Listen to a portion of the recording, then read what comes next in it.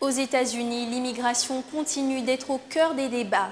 Mardi, la Cour suprême a validé le décret migratoire du président Donald Trump, lui offrant une victoire définitive à l'issue d'une bataille judiciaire autour de cette mesure très controversée.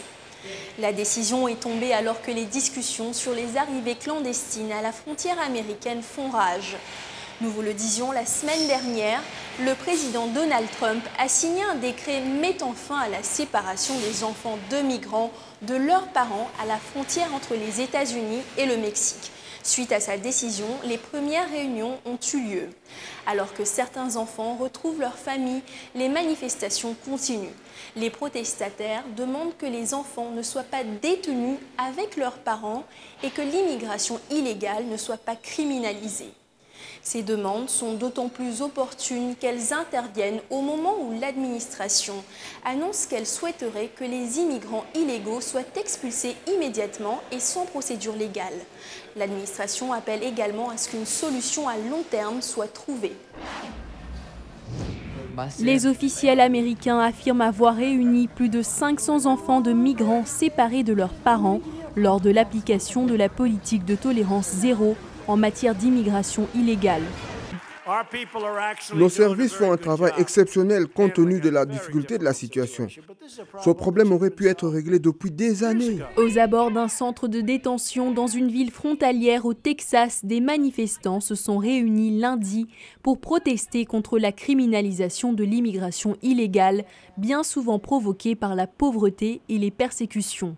Le ministre de la Justice, Jeff Sessions, a déclaré que les immigrants illégaux doivent être poursuivis pour assurer la sécurité des Américains. Ce serait une insulte à ceux qui sont venus légalement, qui ont entendu leur tour et qui ont soumis leurs demandes.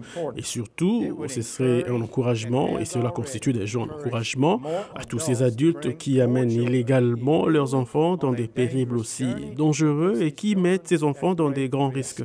La semaine dernière, le président a signé un décret ordonnant l'arrêt des séparations d'enfants de leur famille.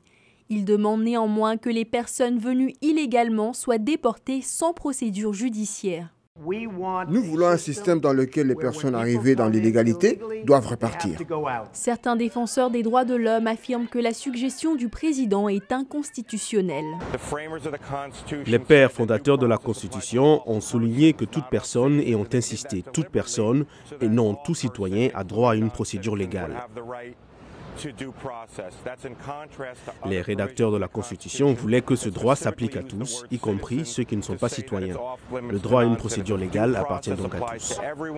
Actuellement, le processus de régularisation peut prendre 3 à 4 ans.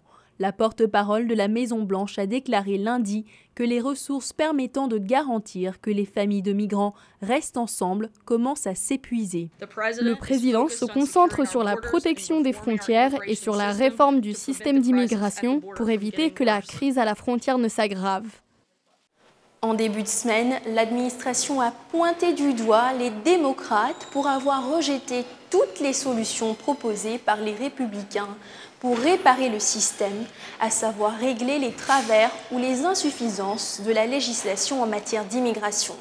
La Maison-Blanche reproche à l'immigration illégale de favoriser la multiplication des crimes aux États-Unis. Elle affirme également que les administrations précédentes n'ont pas su garantir la sécurité des frontières nationales. Dili Diko, VOA Afrique, Washington.